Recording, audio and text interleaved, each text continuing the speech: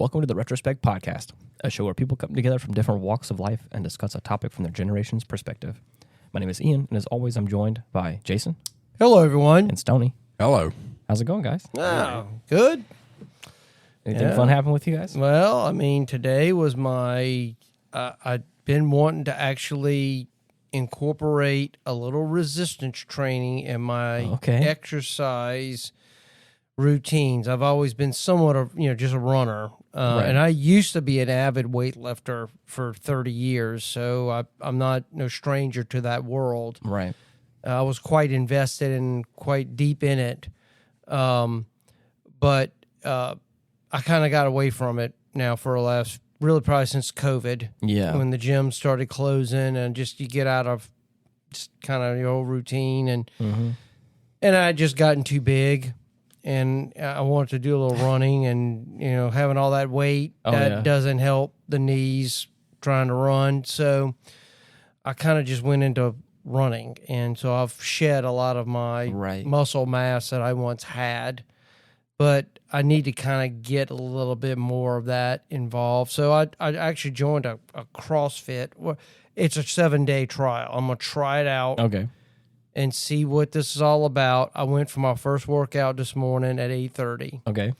I heard they whoop you pretty good. It was a good workout. It was some chest and some chest movements and some trying to think, burpees. Oh, yeah. Yeah, I hate those. I have some friends that do CrossFit, and I have some friends that formerly did CrossFit. Yeah. And the friends that are still doing it enjoy it because it just, the body grows and gets better with differences, with changes. And then the friends that don't do it anymore say it's more like a cult-like status. Well, and it's the attitude of a cult. I think at one time, I remember CrossFit, and I was always suspect of some of the movements of CrossFit. And even now, I will be very selective on certain things I do.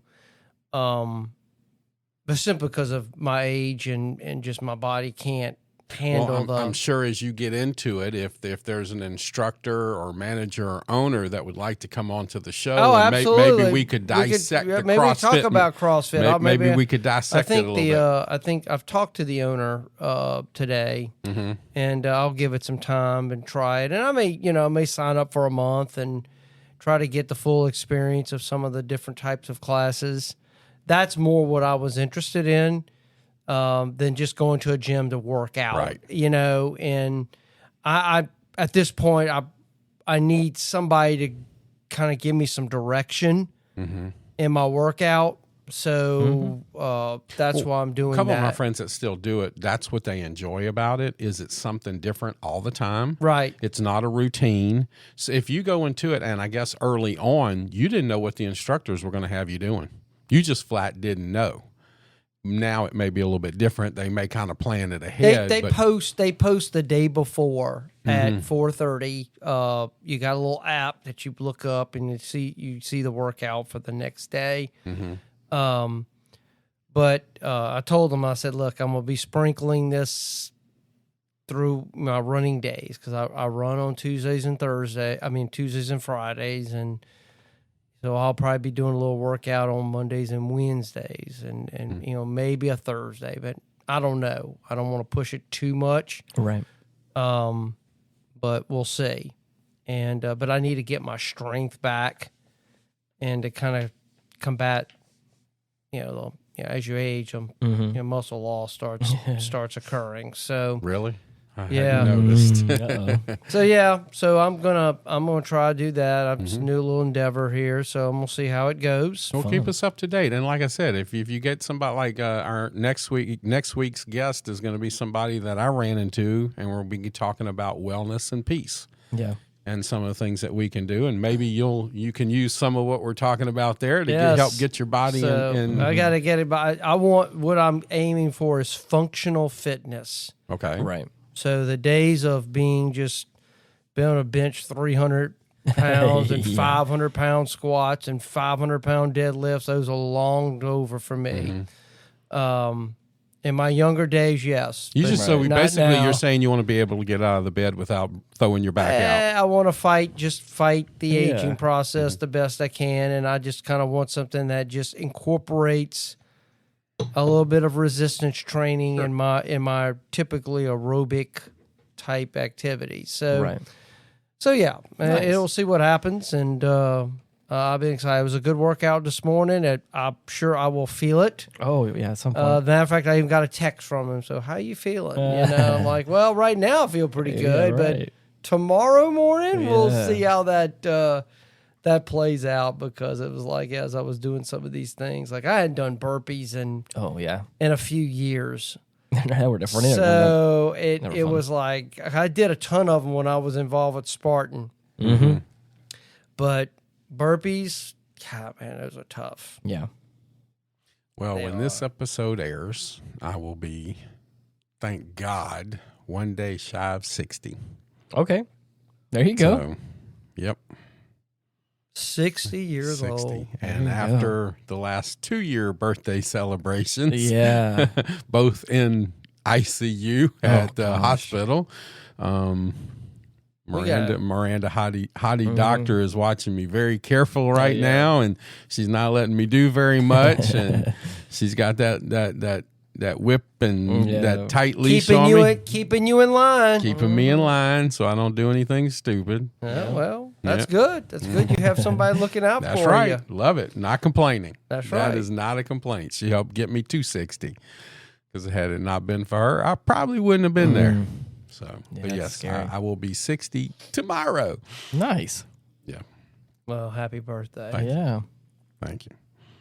So, wow, Fun time, dude. man. What about I you? just went over to New Orleans and saw a music artist that I have been a big fan of for many, many years.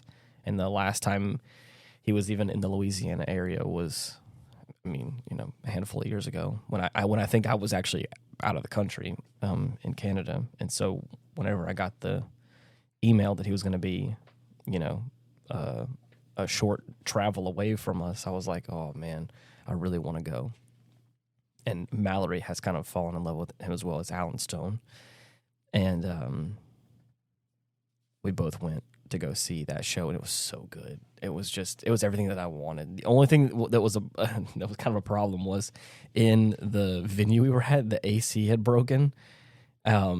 And they thought they could have gotten it up, but they couldn't quite get it operational. So they had like some fans and things like that were circulating some air, but was it hot in there with, close to 200 people in that room. So it was crazy. But yeah, that was a fun time, and I really liked going out to New Orleans. So Where do you normally park?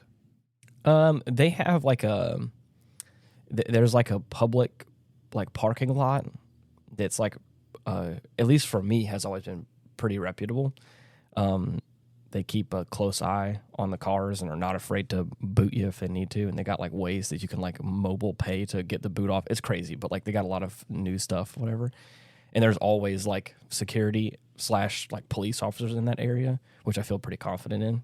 I try not to be too worried about it, but again, whenever I have Mallory around me, I'm like, I don't want to just go, park on the side of the road somewhere, or Right. be somewhere suspicious. So I think it was about a block or two. And where was this place in New Orleans, you said? It was at the House of Blues. House of Blues, okay. Yeah. So it was like the parking lot's like 2 blocks away from the venue, and I was like, and we were both okay with walking there, so it was not that bad. As long as your car is secure. Exactly. And actually, we took her car, so even more so. I was like, I don't want to keep her car safe. So yeah, and again, in the grand scheme of things, for how much I've paid for parking, like it wasn't too bad. I've paid an astronomical amount for a parking garage that was really sketchy, and this was, I think, a little bit cheaper than that. So, Okay. it's good stuff. Like I said, I don't go like over to New Orleans a whole lot, but it's like I said before, I like to visit. I like to go out over there and go see it real fast, and maybe spend a day or so if you see all the sights, hit up all the restaurants, all that. For that night, we just went there for the concert. We got to see some of the just kind of walked around a little bit. Wasn't too bad, but I like to visit and then. See, I lived in New Orleans. I lived in the Quarter. I lived one block off of Jackson Square. Yeah, and I loved it. And it's a different feel back then. This is not the same New Orleans. The French Quarter is definitely not the same. Right. It is, like you said, it's great to visit. I don't know if I would live in the Quarter again, and that was probably my favorite place to live that I've ever been. Was in the Quarter. I was there when the Pope came. Yep. 84, wasn't it? Yeah. Wow. Yeah, 84, something like that. It's a long time ago. I'm almost 60. Cut me some slack. With brain damage. Yeah. But it was amazing. I bet. To live there. And just, like you said, just go experience the music and the atmosphere, and it's just not the same anymore. Yeah. When I met Miranda, we went down there. And it's like, I'm carrying. I got my extra gun. I got my knife. Yeah. I got my extra knife. I got my extra magazine. I got my 2 extra magazines. You know, and it's like, it just doesn't feel the same. Yeah, it kind of looks the same. To me, that's an easy fix if the political leaders really wanted to fix it. Right, and you have to have the will to do that, and. Of course, that's a subject for another another discussion. A whole subject. That's a whole different itself. ball game there than what we're going to be talking about. But I think we've all talked about what are the problems, and it's not just New Orleans. I mean, you can name any major metropolitan area that has. Well, they're calling Baton Rouge New Orleans North now. So I mean, right now the way the shootings are going right now, and it's a shame. I don't know what the fix is for that. Unless people are willing to just do what they got to do to fix that, and kind of turn the blind eye and say, look, we got to get order. Back in the streets again. Otherwise, you don't have a functional city at all. Right. You really don't. So, yeah. Well, like you said, that's something to discuss at another time. Right. What we got on the dock for today? Well, I was watching a documentary on television not long ago. I've always been fascinated with the Sphinx of Egypt.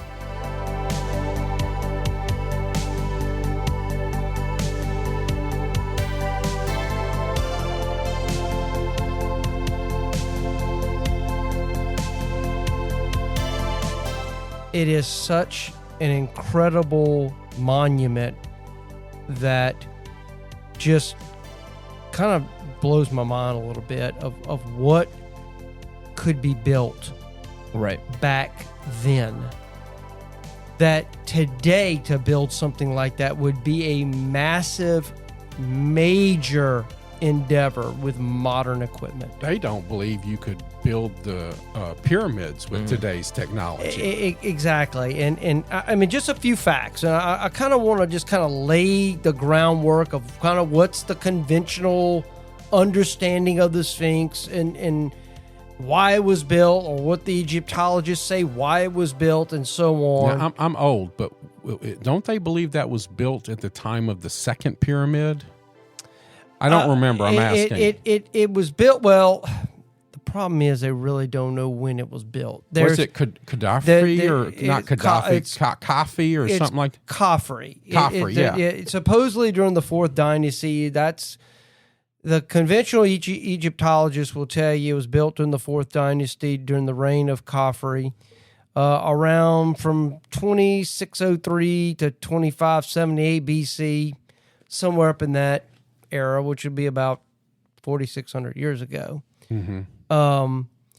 But just kind of let everybody know, and these are just some facts of the Sphinx, that it's the world's oldest monumental structure. Really? I thought right the now, pyramids were. No, it's not. Because it was built. Supposedly, if it was Khafre, he built the second pyramid. Well, it's the largest monolithic statue on Earth. Now that I knew. Okay. That I knew. And Thutmose IV supposedly rediscovered it after falling asleep on it, because for most of its history, it's been buried under the sand. Right. Really? It's only been... It's really only until the 20s and 30s that actually, I think it was in the late 30s, a team of an Egyptian geologist and his team was able to successfully extricate it out of the sand. Oh, my God. For the most part, it literally was just this thing sticking up out of the sand, the head part. Wow. And so it was been buried for most of its history, because the sands are always doing its work on it. So, but as I said, built during the fourth dynasty, and I'm kind of quoting the conventional the archaeology and the Egyptologists, what they say when it was built. And this is where most of your mainstream people will tell you this is kind of where it needs to be. It's 66 feet high and 240 feet long. 62 wide. And it was supposedly why it was built, they say it was guardian of the pyramids. Right. And there's some symbolism in the head and the body. The lion's body and human head is supposed to symbolize strength and intelligence. And it like you said, it's supposed to protect. And this is why I keep coming back to the second pyramid. It's supposed to guard the pyramids and the pharaoh's tombs. Right. So if it came before the pyramids, it's not really guarding anything. Right. But if it was built at the second one, you kind of see where they were it planning was something. So Khufu, who is Khafre's father, Right. is responsible for building the Great Pyramid of Giza. Supposedly the son built this as the way of guarding his father's legacy. tomb. Yeah, right. I mean, there's some symbolism there. And So think about that. Okay, this is a father and a son, and we couldn't do it today using modern technology in a father and son's generational period of time. Couldn't do it. Couldn't build it today. Well, I think people thought a little differently back then, and everything. But not to say we couldn't build. And we've kind of touched on this in other episodes of if people could think about what we could accomplish, right? If we put aside our conflicts as a world, combine our resources, and truly build megalithic type structures. If you were to put in context the modern way of contracting out workers and facilitating that, you're right. We couldn't do it. But if you throw all that away and you have however hundreds of people that are probably slave laborers, thousands of people, that work all day, all night, and regardless if you're injured or not, there's no workman's comp. Like you're just like that's like right. I can imagine a lot of stuff could be done. That's all I'm saying. Yeah, but some of these stones You're right. are built in such a way, cut in such a way that you can't slip a dollar bill through them. We couldn't do that today. We couldn't even cut the stones today, let alone put them together. Yeah, it's and the pyramids today don't look like they did back then. Oh yeah, they were finished. They were beautiful. There was gold tops. It's not even close. Well, as I said, that's once again you're getting into why they were built, if they were built by the Egyptians. If, I like that word. If, because there's a lot of information coming out that suggests that just maybe the current dating on that whole Giza plateau might be in error. And so now your mainstream Egyptologists and archaeologists will argue this point and say there's no evidence of them being older than what has been dated before. They can't go back more than 5,000 years because there's really no civilization to do that. But it's interesting that a person, actually this goes back to the 30s, and which kind of prompted all this sort of change in thinking with the pyramids and with Sphinx. more so with the Sphinx, more than the pyramids.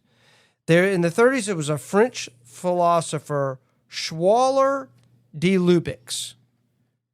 And he noted that the weathering on the Sphinx indicated water erosion. Now, he's the first person to really broach this idea. Right. Which flies in the face of, everybody saying, why in the world, how could there be water erosion on the Sphinx? Because there was no rain of that magnitude falling in the Saharan region at that time period. Right. So the question is then, okay, that opens up a little bit of a Pandora's box, Right. so to speak. So how do you go about figuring this out? You can't just explain away the water erosion. Now, there has been some attempts. I think I read something that the New York Post reported something that there was a article published. If I can find it in here in my notes real quick, it was published in a journal called Physical Review Fluids. They actually suggested that the life of the Sphinx actually began as a solid piece of rock, and the wind actually eroded it to a point that it kind of resembled its figure. And then the Egyptians saw it and said, okay, let's carve something out of it. Okay, so that's a possible, right. That's kind of the latest stuff I saw. That is possibly dates it to about that same period. Now, it still makes the date of the Sphinx older, but it's just a natural feeture.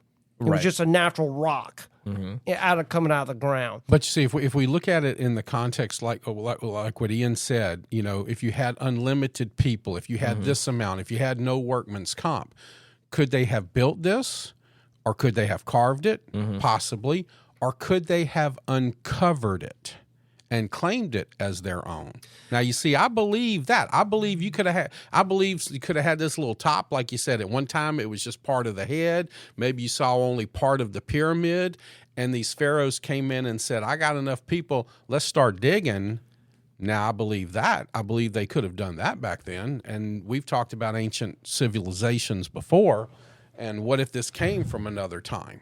Well, they uncovered it and moved the sand, and poof, this is ours. That's the argument. I mean, that's some of the latest stuff, and there's been some increasing, archaeological evidence that indicates that there's a lot of water erosion there, and that then places the construction of this thing probably dating back to the end of the Pleistocene period, which is the last of the Ice Age. Right. Which is about 12 to 9,000 BC. Which would have had a lot of water coming down because of all the ice melting, which could have caused the erosion. We refer to that period of time, we call that the Younger Dryas period. And there's been a lot of talk about the Younger Dryas period. All the megafauna got wiped out during this time. Obviously, they say solar event occurred that a massive coronal ejection that caused some massive weather changes on planet Earth. When the ice caps started melting at an extreme rate, a lot of moisture gets pumped in the atmosphere. There's tons and tons of rainfall. There's flooding occurring. Seas are beginning to rise. And I'm kind of the opinion that I personally think a lot of the flood stories that come from these cultures. We all know the Noahic story of Noah and the flood, but there are flood stories throughout the world. Every culture has one. And that lends me to believe that there is a common cultural memory of some tragic time that occurred at some point in our past. And so these stories get told as, in the case of Noah, God didn't like what he saw and he sent the flood to wipe out. Or in some of these other cultures, the gods get angry or whatever the case may be. Regardless, there's some devastating flood that occurs. Only a few people are left. And some of these people bring civilization to some of these primitive people. I mean, we think of ourselves now in our modern world. We would consider ourselves fairly civilized, Right. high civilization. You got learning, you got machines, you can fly, you can do all the things that the modern world gives us. But there are plenty of people in the world that live very, very primitive cultures. Live in very primitive cultures. And they absolutely have no understanding of our world whatsoever. But unfortunately, if our world got wiped out in some devastating apocalypse, if you want to, for lack of a better term, who are the people best equipped to survive it? Yeah. It's going to be those primitive people who are used to doing it every day. Right. So what would happen? How would I go to some of those people and explain to them what we once created, what we had? And so I think in many ways, I've come to the conclusion in many ways that I believe that the pyramids and the Sphinx, especially the Sphinx, is actually older. And I believe the Egyptians inherited that they're a legacy civilization, which means there was a previous high culture that was able to build these structures in such a way that once they got wiped out, for all intents and purposes, their world got destroyed. Thousands of years go by. And all of a sudden, a little bit of that knowledge was picked up by the successor generations. That happened. But also, somebody from one of our past episodes, Edgar Casey, one of his things was he believes that underneath the Sphinx is the Hall of Records containing the information from the lost civilization of Atlantis. That's right. Which was supposedly before all of this, too. So, you know. Atlantis was supposedly destroyed when? At the end of the Younger Dryas. But also 9 to 12,000 years here's ago. a fun fact, and everybody is speculating. This is one of the speculations of all this. That time also was when, now we just had the solar eclipse make the big X. Remember, they talked about that, and within a couple of years there was a big earthquake, and that's happened a couple of times. But that time you're talking about also happened at a time where the sun's polarity changed. Oh, they say it was a solar event. Oh, yes. Guess what's fixing to happen again in our lifetime? The sun's polarity is fixing to change. Well, again, in conjunction with the solar eclipses making their big X across, what is it, Springfield, Missouri or something? Yeah, we talked about that. And another podcast, but now that's fixing to happen again. How interesting is the time we're living in right now? Because some of those same things are fixing to happen again. Well, it's often how these things were built, with definitely the celestial bodies involved in their of the building. Like, for example, the Sphinx faces east.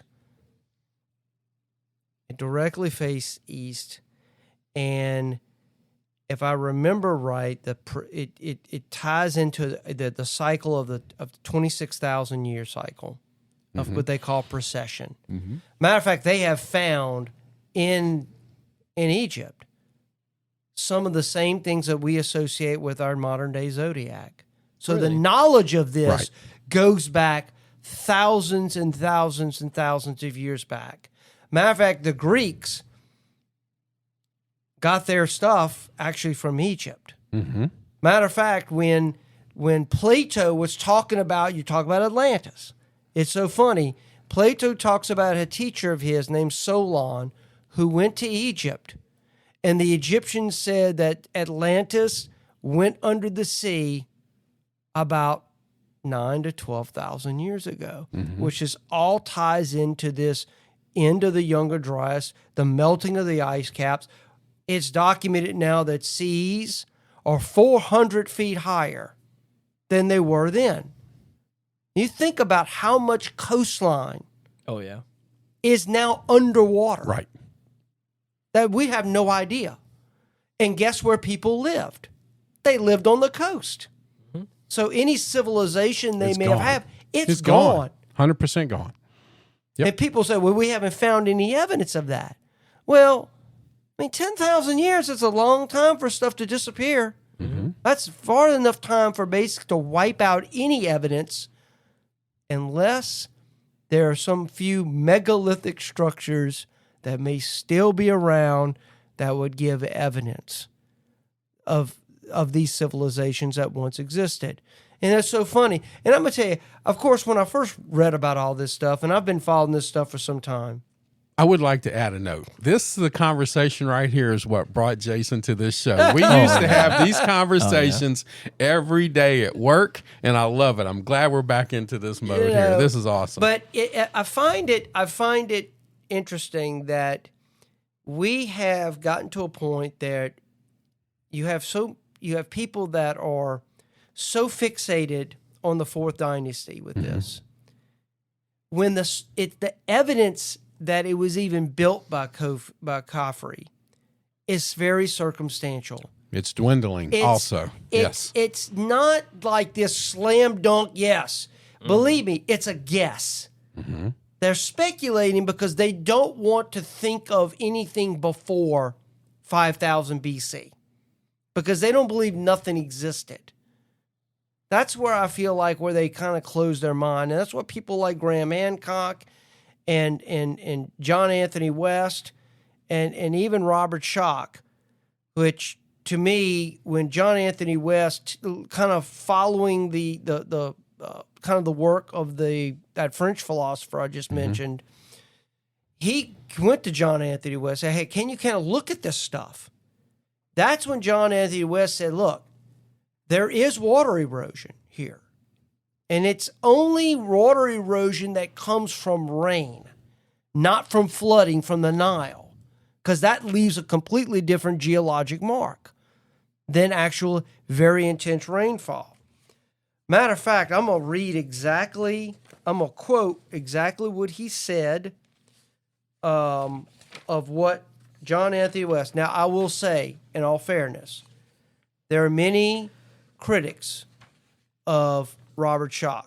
Mm-hmm. He's very alone in this among his colleagues, which, considering how academia is funded, I imagine people are probably scared to think that maybe they got it wrong. Well, think about this. Also, a whole civilization. The Egyptians don't want somebody coming and proving that they weren't the great civilization that built the Sphinx and the pyramids and everything else. Because if you prove it was an ancient, older civilization, then you kind of wipe out their whole whole premise. It's gone. Now puts a lot of things into question. Yeah, a lot, and that's a big thing. Yeah, that's where they're fighting it so much, and that's why. Zawi or whatever doesn't allow just anybody into Egypt anymore. You have to go through him to even, dig a pebble up now.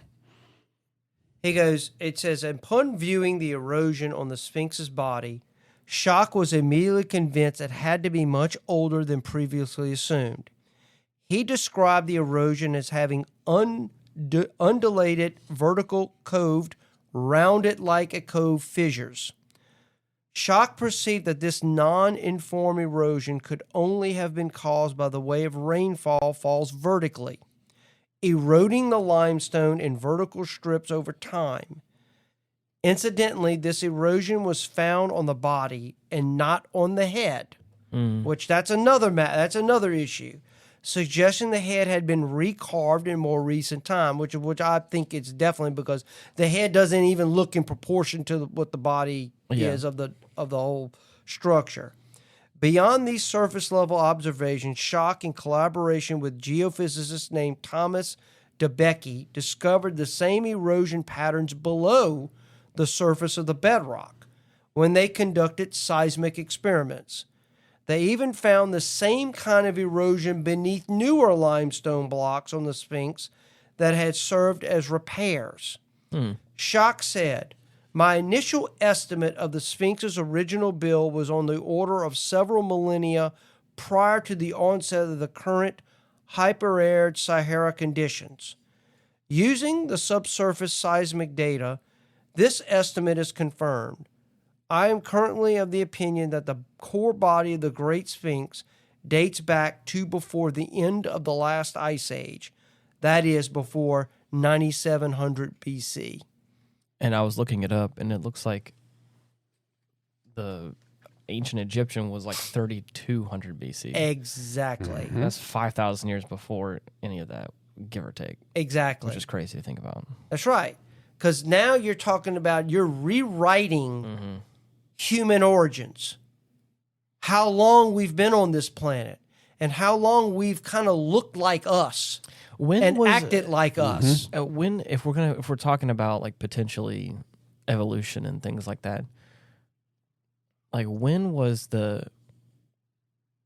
I can't remember which version of Homo well, there was Homo, talking about Homo sapien, then I Right. think there was Homo erectus. Yeah. There's a couple of them, but it was Neanderthal, And there's the missing link in there somewhere. Well, they're showing they showed some evidence that there was that Neanderthals made it Yeah. with modern day Homo sapiens, and they have found evidence of that in some genetic pools of Neanderthal DNA. the part that I was trying to like the point that I was trying to, I guess, kind of get to was like how long ago was that? What? And compare like that kind of that Well, time like before Ice Age stuff. Well, you have to go back and look at when the last Yeah. ice age began. I think it began somewhere around 20,000. You may have to just do a search on it. When I think it's 20 to 50,000 BC. The hypothetical I was kind of talking about was the fact that the last glacial period began about 100,000 years ago and lasted until 25,000 years ago. So it was a full That's a long time. full 75,000 years. Well, the point that I was trying to say was, like, let's say if we're talking about this from the perspective of the ancient Egyptian was about 3,000 BC, and we're 2,000 years before that, so that's 5,000 years ago. And then if you talk about, like, they're saying that the end of the last ice age was 9,000. The end of it, right? So right. So that could be from right now, 9 to 12,000 years ago. Right. They kind of how you date geology. I mean, And the point that I'm trying to say is that if the last ice age ended,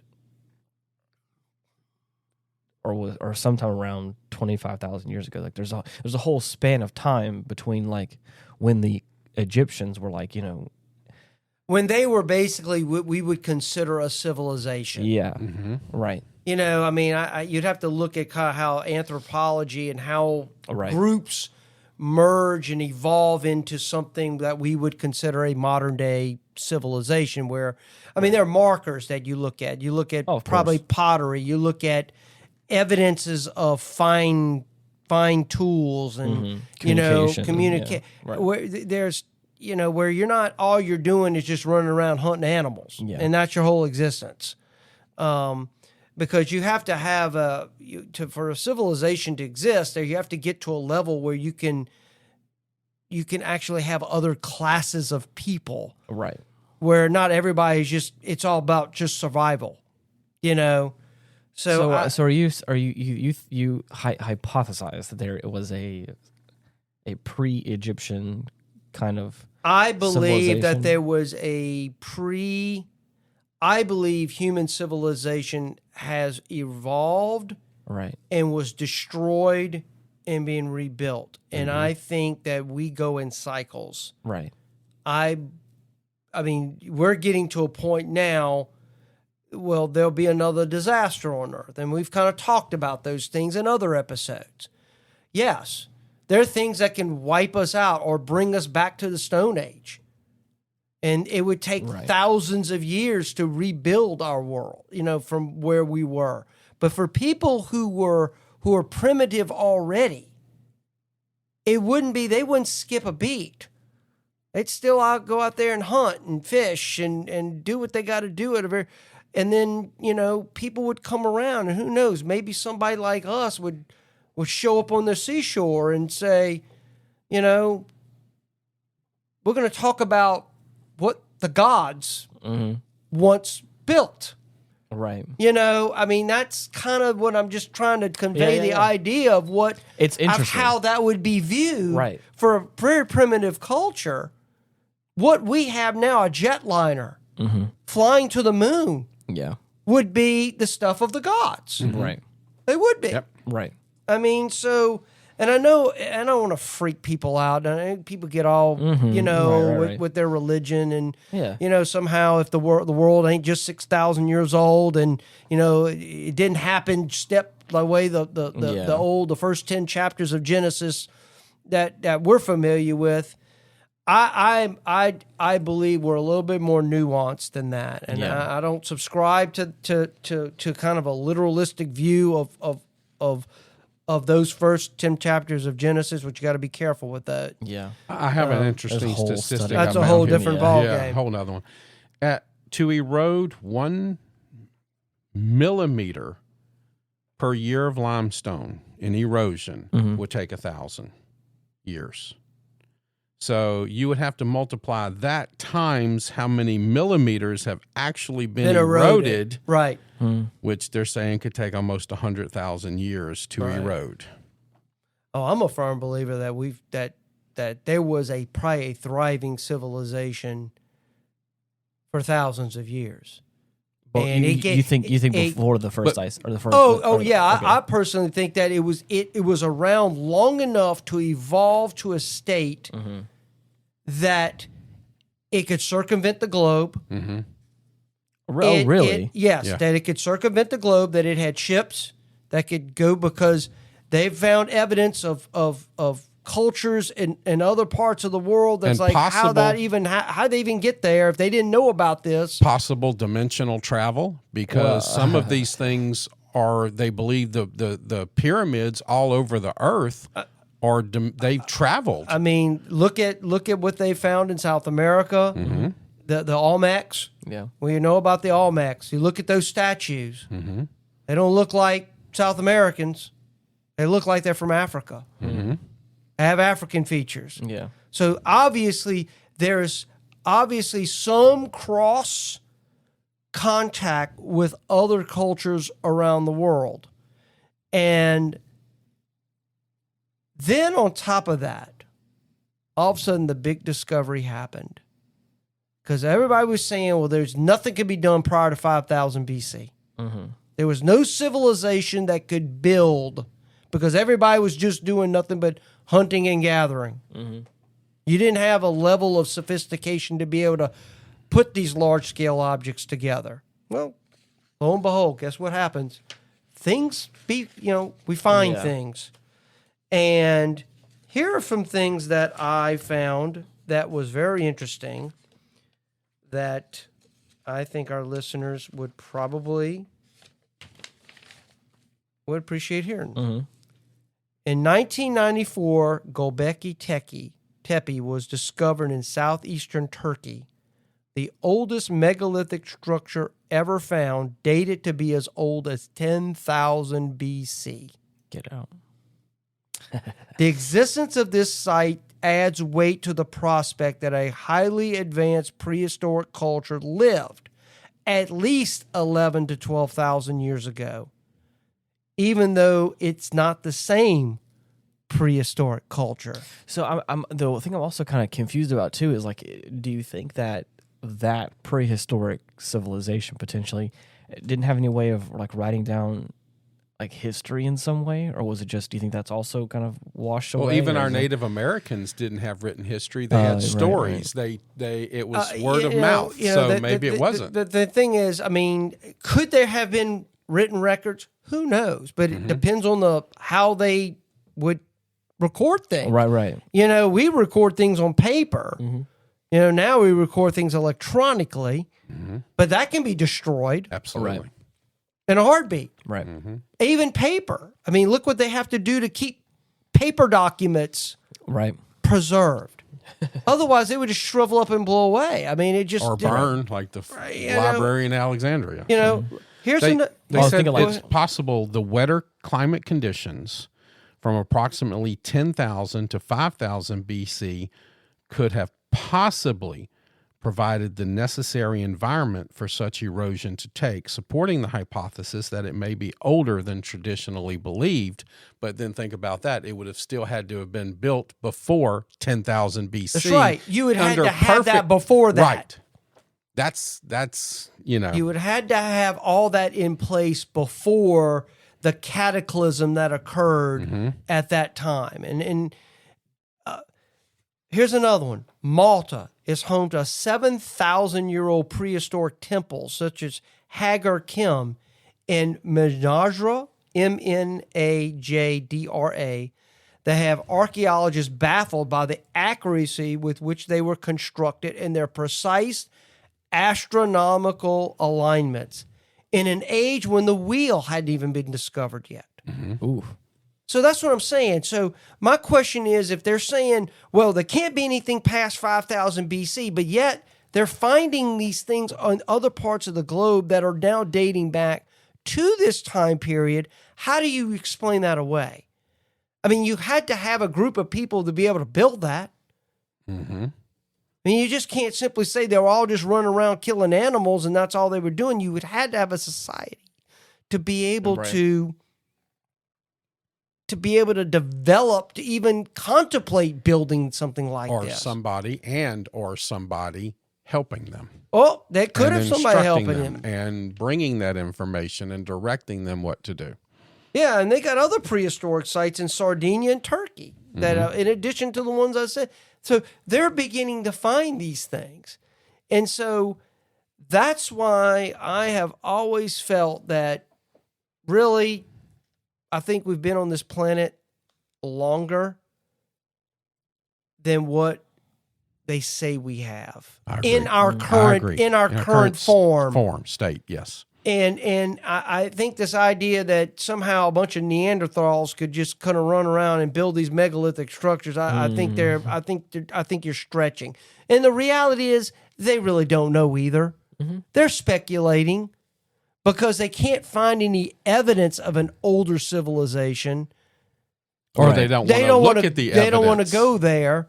Because the evidence is there. Well, the problem is I would think a lot of that evidence is probably going to be underwater. And to be able to fund underwater archaeology is very expensive. And there's, I mean, where do you start? Right. Where do you start? Well, think about this. We've explored more outer space Than than we we have own in our ocean. own oceans. I mean, I can't imagine how much seashore would be visible if the water was 400 feet shallower. And how much more would be sticking out? I mean, think how about big that. would Cuba be? Think about that. Just Cuba alone. All those islands. Think of the little islands. It would New be a Zealand. Whole, it would be a new continent. Be new continents. That would not be. I mean, you've all heard of Doggerland. All that area around the North Sea. Yep. They found that. They found all that when they were. I think they had an anchor, brought up some peat humus or whatever, some grasses and stuff like this. Oh, how does it in the middle of the ocean? Come to find out, that was land at one time.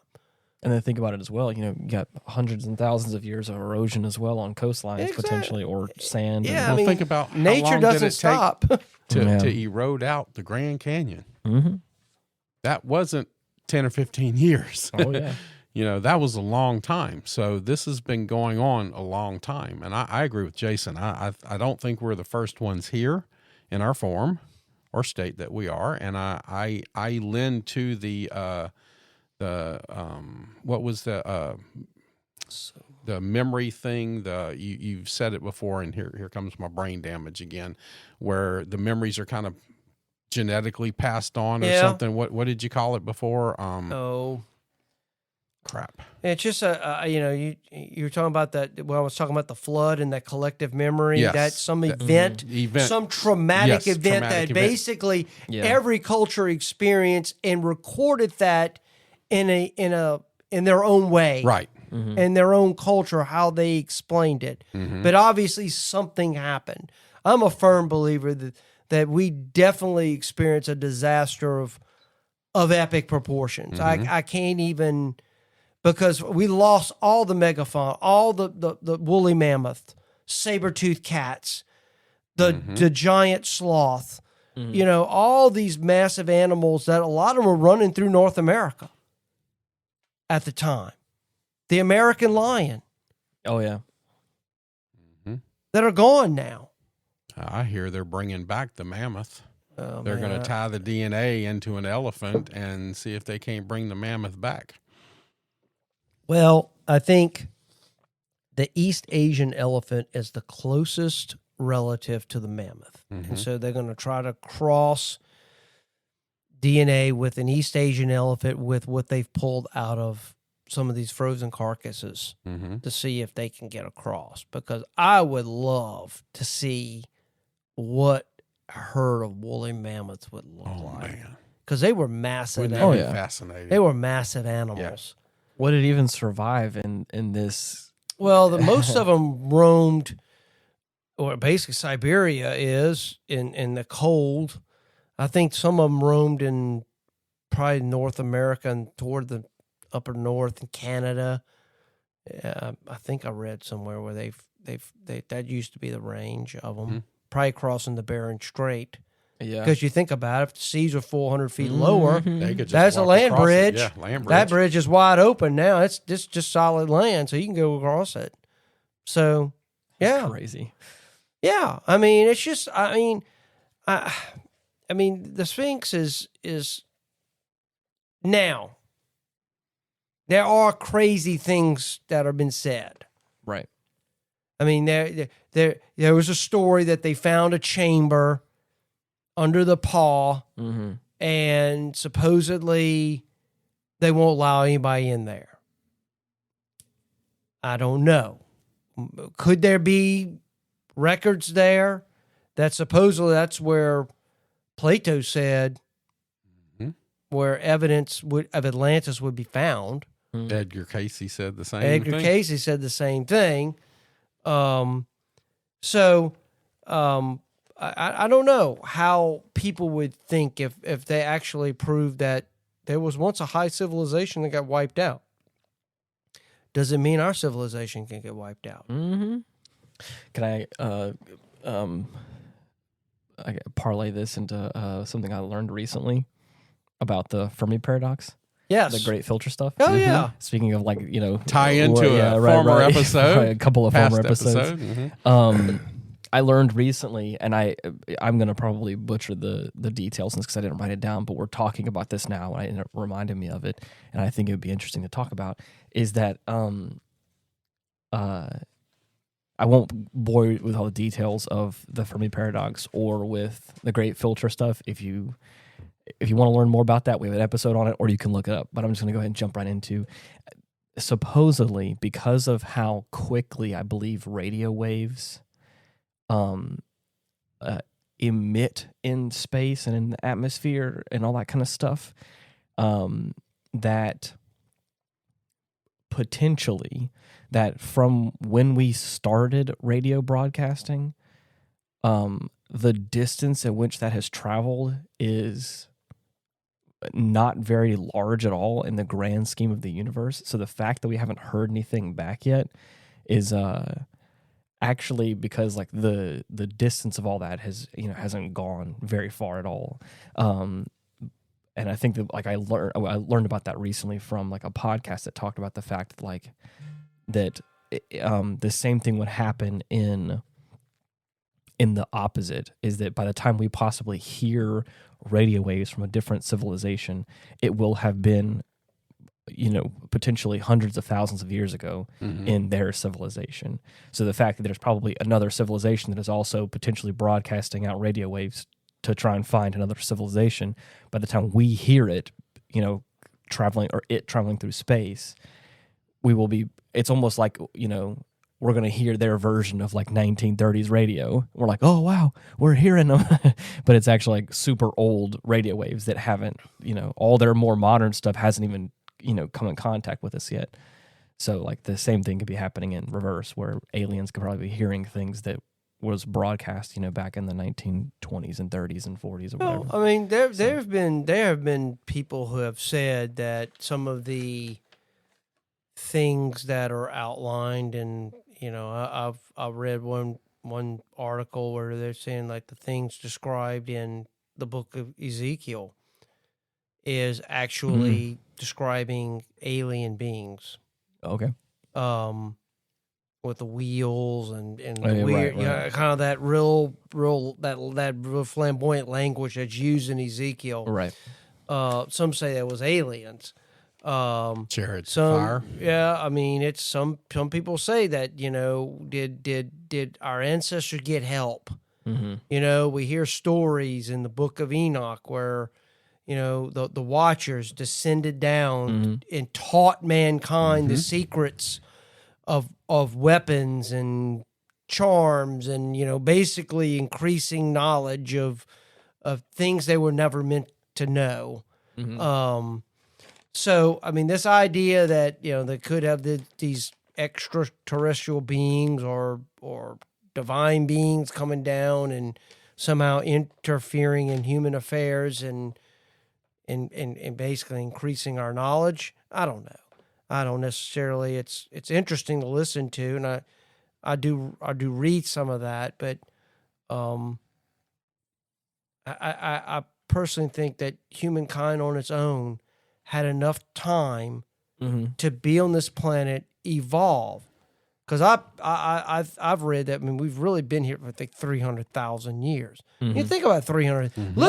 Just look at what we have done in our short time of where we've come from. Can you imagine what another 50,000 years of our society would evolve into? Right. Some say some of these kind of divoting a little bit, pivoting a little bit on this, but some say some of these aliens that supposedly are actually us. Are actually us. Yes, traveling. Or actually our future, what we would evolve into over time. Because I felt that.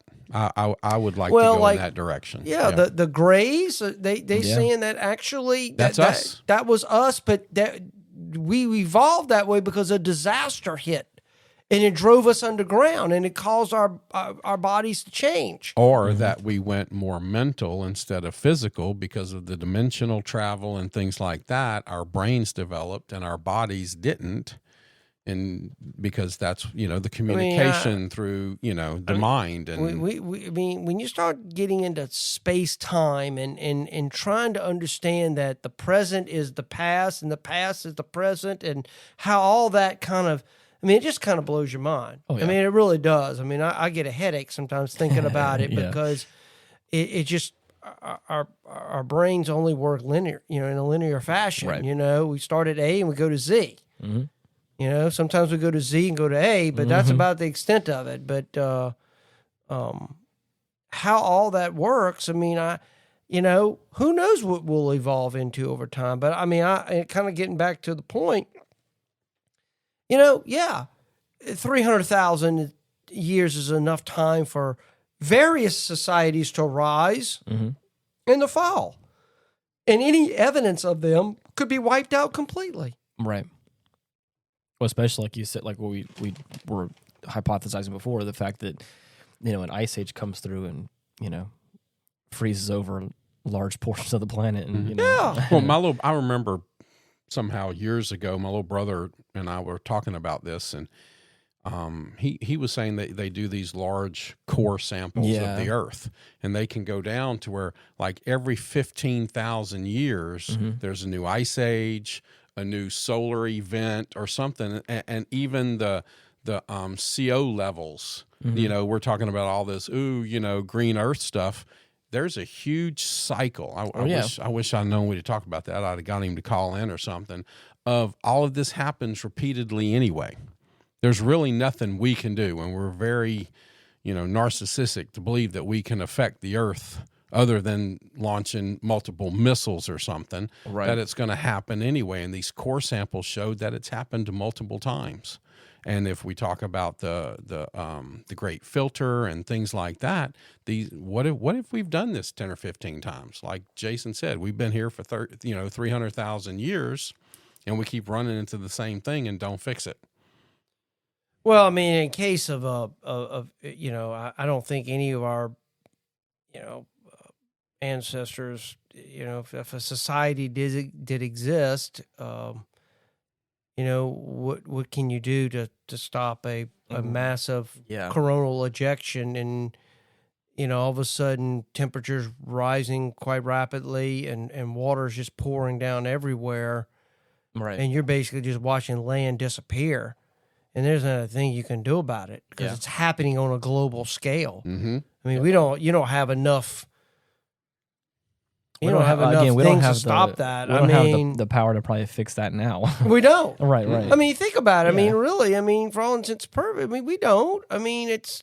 Yeah. I mean, we've talked about asteroids, and we could possibly maybe knock an asteroid off to prevent it from hitting. But if it did hit, then what you gonna do? Right. Or let's say over the next couple of years, something ends up happening, or again the coastline raises another 400 feet. We're all just going to come congregate Well, inward. yes, I'm saying. But like you said earlier, who would be ready to handle that? Yeah. And that wouldn't be us, because we need our internet, we need our electricity, we need our gasoline. Who could actually survive that? Well, I mean, if something happens on a global scale, then you're in a territory that no one is prepared to deal with. Because, there's always somebody you can rely on to help. And when it comes to where there's no one coming. Mm-hmm. Yep. And there's no one coming. And you're it. And you're just watching things get swallowed up. I mean, we're talking now at this time, when I talk about flooding, I mean, we're talking about massive tsunamis coming across the land. I mean, there's just nothing you can do about that. I mean, we're talking about a disaster of. But that's what I'm saying. It's going to wind up being some little bitty tribe somewhere up on a mountain that it couldn't reach. That's the person that's going to live and survive. And guess what? Those cultures are going to be the ones recording. Right. And passing how do they tell the story? Passing down their story of what the gods once accomplished. Mm-hmm. Yep. They flew to the stars. Mm-hmm. They flew across the sky and were able to construct wondrous things. Because they can see the planes going over. They just don't know how to explain them.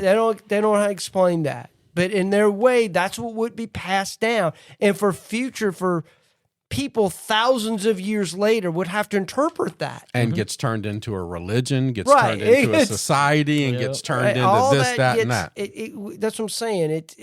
I think you need to have a little bit of an open mind on this stuff and realize that maybe our past is a little bit more nuanced than what I think some people want to. Now, look, some people don't want to think about that.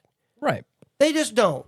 I mean, I got to worry about the here and now, and I don't care about what happened 15,000 years ago. I mean, I get it. I really do. But for the sake of the conversation, I do think it's a fun topic, and you have mentioned this in passing to me a little bit, but we haven't had the chance to really dig into it. And I've never, like with everything, I haven't been like a full,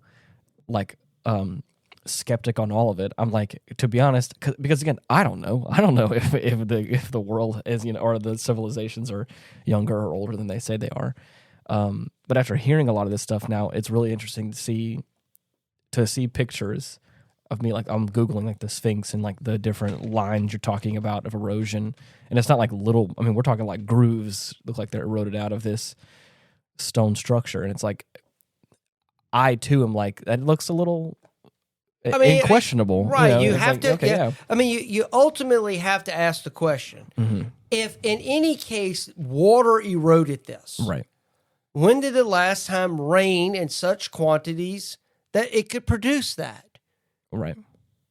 When shock, I said, when shock came up with that, and as I said, But just FYI, But here's the thing. It hasn't been in our recorded history.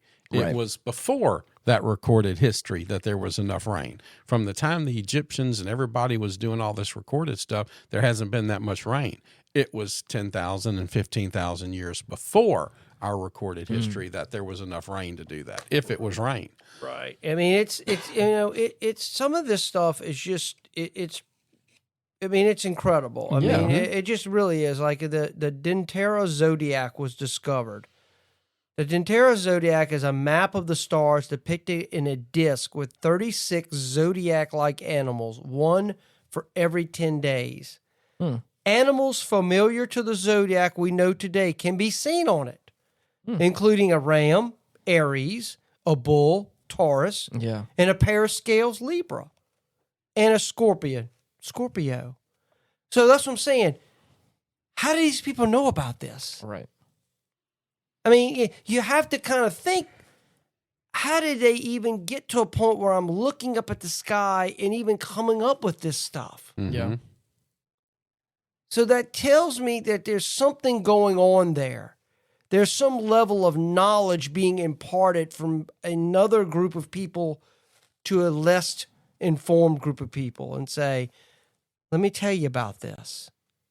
Right. And they would try to explain it in their own way. But then how do you take those celestial bodies and put them on the earth in exact proportion? How did they do that? We don't. That's what I'm saying. It's like in the Nabda Playa, a region 500 miles south of Cairo, contains stone circles with precise astrological alignments, including the precession of the equinoxes. The site has been dated to 8,000 BC, adding credibility to the possibility of an advanced prehistoric culture in the area. You have to have a degree of sophistication to come up with this. Not only that, but like you also the way I look at that sort of stuff is like you have to also have somebody, either one or two people that has looked at the stars enough to understand the cycle of how it works and then construct something out of it. Like one person could probably do that, but I look at it as like a master apprentice kind of thing where it's like I've studied this and then the apprentice is like, let's build this to like help. Right. And you, as I said, you would have to be at a point where I've evolved beyond the ability that I've got to be a hunter-gatherer. Yeah. Society has gotten to a point where people have time to contemplate that. Yeah. I mean, because when you're basically day-to-day survival, you don't have time for that. Right. What is the? You're not what is the name? back- The hierarchy of needs. I can't remember the Maslow's hierarchy of yeah. needs. Right. You're not sitting there with a bone, picking your teeth, Right. looking up the stars, going, "Ooh, a scorpion." Oh wait, are there scorpions in your area? Right. Ooh, wow, a ram. Hey, look at that. That's not happening. Right.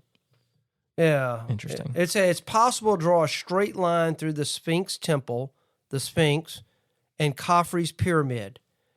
As Lerner observed, the sun mirrors this alignment twice every year on the equinoxes when it sets. The prospect of this alignment being a coincidence seems slim. That's what I'm saying. I couldn't remember that specific, but that's one of the ones I was talking about. How do they get these exact? And that's not close. Right. It's an exact proportion. And I feel like I said before, you have to have somebody who is just like we have like contractors, or we have like what do you call like a person that like that draws up like a design, an architect. You got an architect that has spent years like honing his craft, like be able to build this and know how it's all done. Like I wouldn't be surprised if they have like some sort of like celestial advisor who is like we have a team of people potentially, maybe not, of like builders and foremen and all that kind of stuff. You got the celestial guy's like, no, it has to be like this because twice a year the sun's going to be like that. So the Pharaoh comes to you tomorrow and he says, okay, look, you're going to be the Egyptian architect and you're going to take credit for these pyramids here, and we're going to write you in history, okay? Right. Wait, No. Obviously, but that's obviously what right, happened. Right. This is all for the service of the pharaoh. But Because this if you is my look job, at the and my job is hieroglyphs to. and everything, Yeah. people were given credit for building the pyramids. Yeah. They obviously didn't build them, so somebody took credit for a whole Right. bunch of shit that they didn't do, including the pharaohs. Yeah. But they were gods. Well, yeah, I mean, the question is if I find it strange that nobody, because all pharaohs thought they were basically deities for all intents and purposes. Why there wasn't any other attempt beyond the Great Sphinx to build any other monuments? Right. Like, you think about that. Yeah. It just stopped, Right. which led me to believe that they basically took an existing structure. Well, it's and like, did what they did to everybody got credit for building something, but it seems to me more like they really got credit for uncovering something. Right. Ooh. And then prettying up the face. And then, yeah. Yeah. And so, we found this. Okay, I built it. Yeah. Right. Well, that's what they did. Because it would take, even in today's society, do you know how long it would take to uncover a pyramid? Oh, yeah. Multi-hundred feet high and really? Well, Yeah, I when people say that somehow these people were able to do all, I'm kind of shaking my head a little bit, and I go, I think there's a little bit more going on Right. there than what. I know you're trying to make the story fit, Yeah. but But I also understand where those people come from, because then it starts to very quickly get into like alien territory, which gets hard. It gets hard to, because I feel like I'm in that middle ground too, where I'm like, I believe it's probably older. Do I believe that aliens? That's where I get my skepticism comes in. but what if it's a Right. future person going, okay, Right, look, right. let's go back in the past Yeah, and screw right. with everybody. Right. Let's go teach these guys how to do this. I mean, And then, because we know 15,000 years after they build it, it's going to be wiped out and they got to start over. So let's go back and screw with some people. There's plenty of cultures in their sacred texts that believe that, as I said, these things come in cycles, and there will be another cycle, and we will be that's what I'm destroyed and rebuilt. That's what I'm talking about. Even my brother was talking about those 15 to 20,000 year cycles have been proven in the Earth core samples of the ice and the Earth and everything else. The radiation levels of some of these solar events are still there, and they can see it. I wish I could call him so he could talk. I don't even remember even having that conversation. Right. But Well, I mean, it's fascinating You stuff. can really look. I would love, and I personally think, as I said, I remember them saying that there was a chamber under the paw. We've talked about a Hall of Records. Supposedly that's where the evidence for the lost city of Atlantis is. We've all heard of the Emerald Tablets of Thoth, or Thoth, or however it's pronounced. I'm a firm believer a lot of these Egyptian deities that the Egyptians deified were actually people of this earlier advanced culture. And because they knew so much, they looked like gods. Right. They looked like gods because talking they about- would be gods to them. How could you? You know all this advanced stuff. You're doing things that I can't even comprehend. To them, they would be deities. well, think about, what was it? You said the Homo erectus possibly mated with Homo sapiens. Even that right there, just brain development right there. What did the Homo erectus think of the Homo sapiens? Well, I mean, at some point, the Neanderthal died off. Yeah. And all that was left is I believe it was Neanderthal, then Cro-Magnon, and would be the modern day human. I believe that's kind of being challenged a little bit, Right. on that. I mean, the whole evolutionary thing, I think, is somewhat speculation too. Right. I mean, there are a lot of holes in the whole evolutionary thought how Darwin came up with that and all that. I'm not saying evolution doesn't take place, but it doesn't. There's a lot of things it doesn't explain at all, and I think a lot of people kind of dump. Oh, it's evolution. Well, it's a little bit more involved than that, I think, Right. than just. And then there's these huge spikes in evolution too. Where did the spikes come from? Was it help? Or it's like you said, there's just natural cycles. Like I mean, like just like the Earth, maybe Well, with I mean, evolution, there's just natural waves of things happening. I mean, Ian, you say you don't like get into the alien thing, Right. and look, I get it, Right. Because Yeah. you want to have the conversation of what the evidence right now Right. is showing that the conventional Egyptologists and geology will say it's this. Mm-hmm. Well, new evidence come out. Well, maybe it's more than that. Right. Okay. Now we may need to stretch our idea of what. Right. Okay, if there is an advanced culture, when did it evolve? How did it? And then, of course, what happened to it? Right. Now that gets into this idea of cyclical disasters, and then that frightens people. Let's be honest. Yeah. Because the idea that we can get wiped out, but Earth just keeps on going on, And just for the record, you said Ian doesn't like to talk about the alien thing, but we proved in a past episode, I think it was our third or fourth episode talking about aliens. We actually proved that Ian does like to get into the alien subject on various that levels. was before my time Yes, here. that was with X-Men. But I do remember hearing about that kind of stuff. So Ian, I'm gonna protect you on that. Thank Since you. I'm gonna leave that to Stone. He can do that. For me, it's like I said, I'm always of the mind that, especially in this stuff, in this field where like I have no scholarly experience, I don't know any that kind of stuff. I'm always down to be wrong. I'm always down to be like proven that like there was aliens that came down and kickstarted a group of people that were able to jumpstart into this next level of evolution like that. I mean, it sounds kind of crazy, but also crazy things I feel like happen. We're talking about the fact that the Sphinx is potentially thousands of years older than it actually is. And I'm like, and at that point, there's enough, I think, a little bit of evidence here and there that I'm like, it's pretty convincing, at least, to some little bit for me, at least. Just our simple math of the the erosion. Yeah. Well, to me, just that simple math right there almost just proves the it. idea that they have now found other structures, right?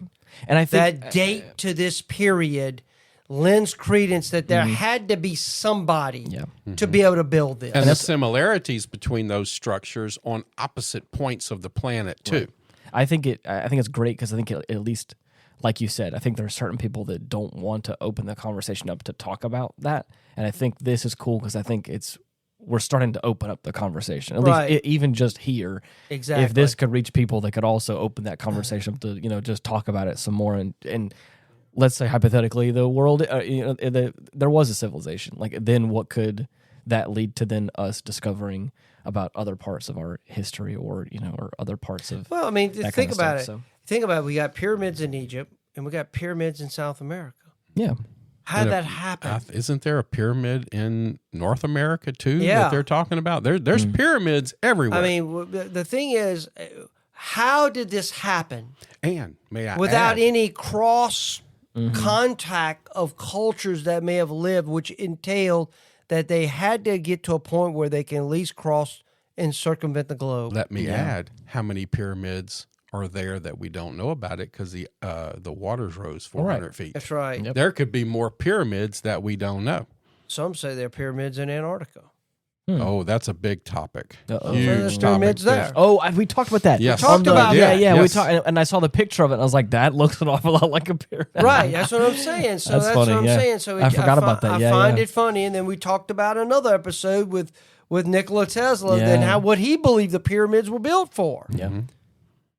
They were built for energy. And they found battery parts in the pyramids. So I mean, that's what I'm saying. Not a triple A, double A, right, big large jar canisters. I think people when people think of, and this is the problem with trying to explain an advanced culture. All right, they're going to think advanced. In their brain, they think of our culture. Maybe that culture evolved differently. Maybe it found other ways to generate power Right. that didn't involve burning fossil fuels. Yeah, Maybe they use other things. We don't know. But as I said, within a span of 6,000-7,000 years, most of that would be completely gone, especially if it's buried underneath the ocean. Oh, yeah, 100%. And it's buried under how much silt Yeah. Right. that's down there, Right. over time. So I'm Interesting conversation. It's fun. I think people need to look. Yeah. I think they need to look closely at this, people. That's cool stuff. Don't just accept what they tell you. Think while it's still legal. Uh-oh. Yes. So with that being said, I'm excited for also, I think you kind of teased it before, we got a special guest coming in for our next episode. And then I think hopefully we're going to, I kind of threw out last week that we kind of talk about some of these more interesting off the wall topics. I think we want to touch on Nostradamus a little bit. We want to talk about a book called Chariots of the Gods that you would mentioned. So That's going to be good. Yes. I think it's going to be really good. I think it's going to be some fun ones and some kind of interesting, kind of speculative type episodes. That kind of ties right into what yeah, we're talking exactly. about now So a little bit. It's going to be fun. So just keep a lookout for those. But also, if you're looking to get in touch with us, we have a Facebook page /Retrospect Pod, or you can email us, getoffendedtogether@gmail.com as well. We also got, I've kind of been talking recently about the YouTube channel. Go to the little search bar and type in @Retrospect Pod, and you can find the YouTube channel as well in case you want to, listen or watch there, or leave a comment there. Obviously, you can also reach out to us that way and comment on video, all that stuff. But anyways, until next week, thank you so much for listening. Bye-bye. Goodbye, everyone. God bless. Thanks for hanging out with us today. You're the best. Peace.